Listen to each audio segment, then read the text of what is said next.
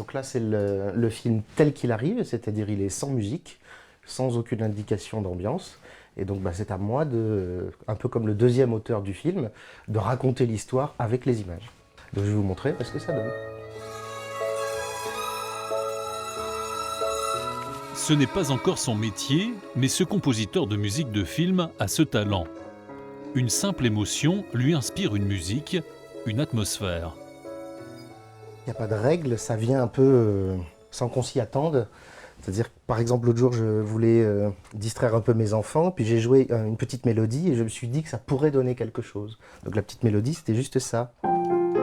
Et avec son ordinateur, il va y ajouter des instruments comme dans un véritable orchestre. Là, il y a des violons aigus en harmonique, avec un basson, et quelques altos qui font des pizzicato, juste pour soutenir la mélodie.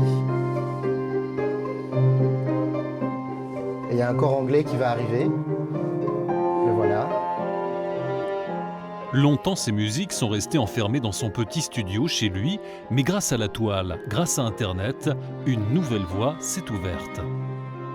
Je me suis rendu compte que j'étais suivi sur une page SoundCloud par une société qui fabrique des musiques pour des bandes annonces de films, mais des gros films. Et donc là, ils viennent de me prendre une musique qui sera sur un album avec une typologie musicale particulière qui est celle plutôt des musiques un peu de rêverie, d'imaginaire, de monde féerique et magique. C'était pas un morceau qui avait pour objectif d'être très percussif, presque un peu digne d'une scène de combat. C'était pas ça l'idée, quoi. C'était de donner du mouvement, mais sans plus. Et eux, ils m'ont demandé de réellement faire quelque chose de bigger, comme on dit. Le rêve américain est à portée de main pour Brice, qui signera peut-être les prochains grands blockbusters hollywoodiens.